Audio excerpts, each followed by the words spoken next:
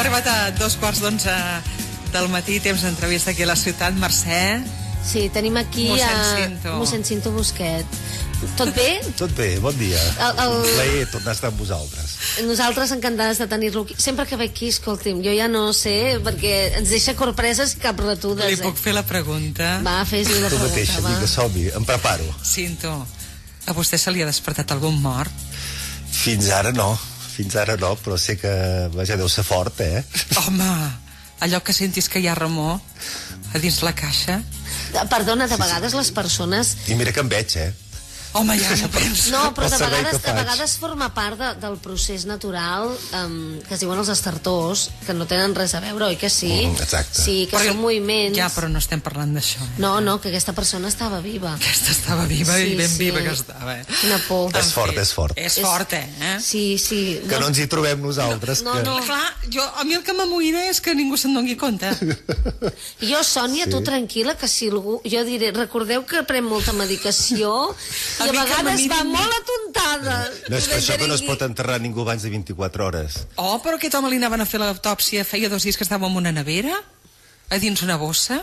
Ai, Déu meu. Sí. I quan van anar per fer el tallet va començar a roncar. No fa riure, que ho hauria passar molt malament. Perdona, ara riem, però clar, pobre home... No m'hi voldria trobar, ja. No, esperem que no. Doncs tenim aquí a mossèn Cinto perquè, sempre ho diem, vostè ha revolucionat... Bé, no tant. Home, i tant, ja li dic jo que sí, Però si vostè és mossèn WhatsApp, perdoni. Això sí, això ho he de reconèixer. És un mossèn del moment. Tu, si vols, reps al mòbil cada dia una part de l'Evangeli, que a més jo que sempre he pensat que tot té un sentit i res és per atzar, estic totalment convençuda. De vegades vas pensant en un tema i ho escoltes i si tu hi vols trobar hi trobes una resposta i si no, no. Home, això és el sentit també de l'Evangeli, jo envio per això, perquè és allò que a través d'aquella paraula, que des de fa 2000 anys doncs, inspira moltes persones, avui a mi Déu em pot dir alguna cosa. No és la paraula en si, sinó és a través d'aquella paraula que dintre el meu cor pot ressonar alguna cosa. I el mateix comentari que faig jo també em surt del cor i pretenc, desitjo que sigui com una petita ajuda, un petit estímul perquè cadascú senti en el seu cor el que li convé sentir. I funciona, si un té aquesta actitud. Aquesta és una de les mesures, una de les pràctiques que té aquest mossèn, però vaja, han posat en marxa parroquiacalella.cat, un web en el que es pot... És molt moderna. Jo convido la gent a entrar. La parròquia no havia tingut mai una pàgina web? No, és a dir, també per qüestions dels recursos que calen, de la capacitat també de poder-ho fer i tot plegat. Hi ha hagut una sèrie de coses que han confluït i ens n'hem sortit. Això que fa 4 mesos que la teníem preparada des del setembre pràcticament perquè l'amic professional que ens l'ha fet un argentí, en Mauro Sinatra, que viu a Barcelona, doncs hi va treballar de valent i ja ho va fer perquè amb el començament de curs la poguéssim fer servir ja per les inscripcions a catequesi, per exemple, i per les diverses coses que ofereix la parròquia. Però jo no m'hi vaig poder posar per llimar continguts, per fer els continguts, però estructuralment ja la teníem feta a començaments de setembre. La voleu veure ara mateix, és parroquiacalella.cat, eh? Sí, jo mirant aquest web m'ha donat la sensació que, i a més suposo que té un paral·lelisme amb el tema de les xarxes socials, que ajuda a fer xarxa. Exacte. Ajuda a associar-se, no? Exacte. Anar una mica més enllà i a que la gent que ho vulgui trobi a la parròquia un grup de companys de viatge. Tal qual. En el sentit que vivim en un temps que crec que qualsevol realitat consistent, primer de tot, ha de ser una realitat física. Ha d'existir. Però si existeix només físicament i no existeix virtualment, el 2018, que ja ens trobem, això doncs coixeja. I llavors em sembla que també en un moment com ens trobem a l'Església en general i per tant també a Calella, en el qual doncs, hi ha molta desconnexió efectiva amb la vida real de l'Església, amb molts estereotips, aleshores si no obríem una finestra potent en aquest sentit que qualsevol persona, sobretot gent jove, i no tan jove, però és a dir, la gent que es mou normalment buscant qualsevol cosa a Google o a Viquipèdia, doncs no ens hi trobava, doncs difícilment podria tenir uns elements que la poden ajudar a interessar-se en el missatge espiritual i de compromís ètic i social i religiós que proposem des de la parròquia. Com es ven, perquè vostè ara citava els joves, no? Com es ven el missatge cristià? I no sé si el missatge cristià de vegades és el mateix que el catòlic, perquè jo tinc dubtes, Com es fa arribar aquest missatge als més joves? Perquè els joves tenen un aparador ara de possibilitats, molts estímuls, arriba molta informació i aquest missatge, en el fons, tampoc no és tan fàcil, no és un missatge de només deixar-se portar, no? És a dir, que demana un compromís. Sí, però sobretot em sembla que quan un pensa que d'un cert lloc el que fan és demanar-li coses, es posarà a la defensiva. En canvi, quan un s'adona que d'un cert lloc, d'un cert ambient, d'un cert grup de persones pot rebre molt, aleshores un és el primer interessat a posar-se en contacte i interaccionar amb aquest espai, amb aquest grup de persones, amb tota aquesta esfera de coses que passen en allà, que hi veu que pot rebre molt. I al mateix temps, si veu que allà pot donar molt de si mateix, en el sentit positiu, no que li prenguin, sinó que ell pot donar, aleshores s'hi sent atret.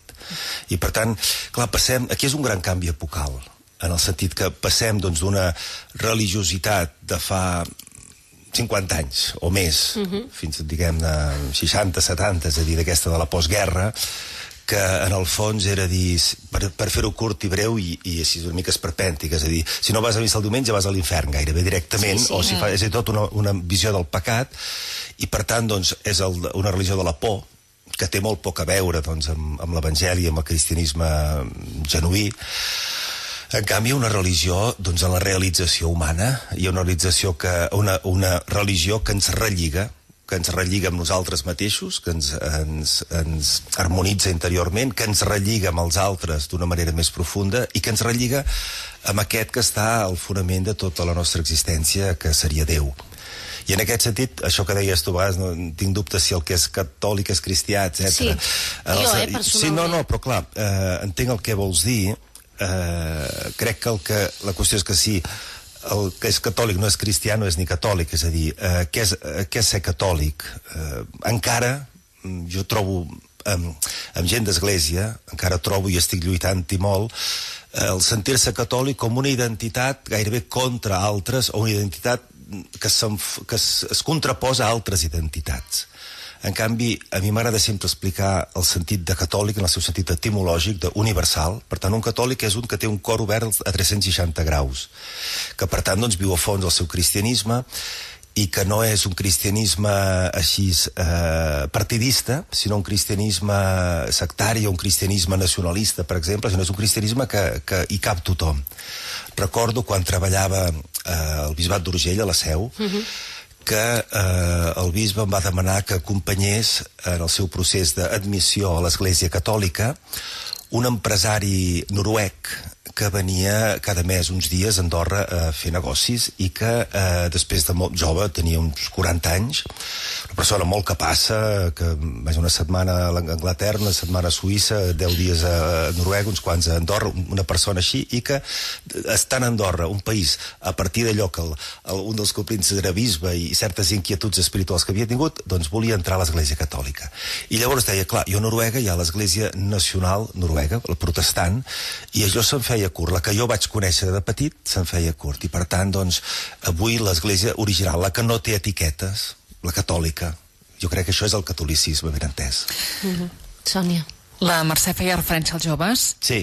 I, de fet, a la pàgina web hi ha un apartat per joves. Sí, encara molt petitó, És a dir, ara precisament hem encarregat als joves, ja que comencen a estar actius a la parròquia, tenen carta lliure de fer tot el que vulguin.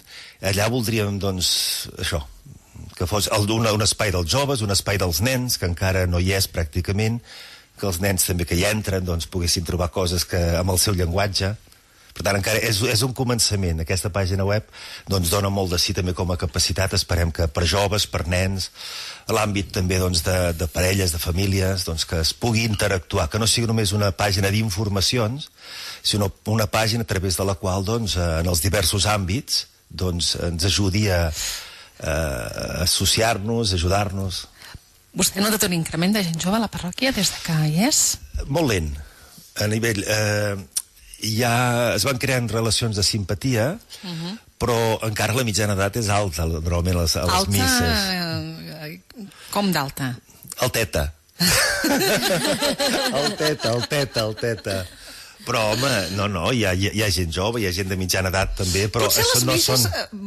Cinto, vostè que és home amb el que es pot parlar de tot i amb un llenguatge molt planer, potser també caldria fer una revisió de la missa, no? Allò fer una miqueta més amè.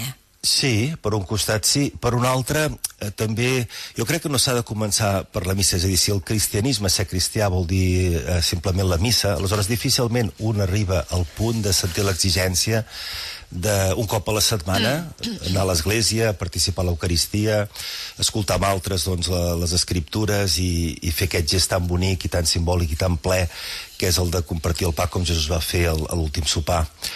Que abans, clar, si no hi ha l'experiència de l'encontre viu amb Déu, personal, per un costat, i que això després també s'ha potenciat i s'ha viscut en un context de la relació amb altres, llavors difícilment un pot arribar a sentir la necessitat de trobar-se físicament a l'església per fer allò que els milions i milions i milions i milions i milions i milions de cristians estem fent a tot arreu del món. És a dir, és una xarxa tan potent.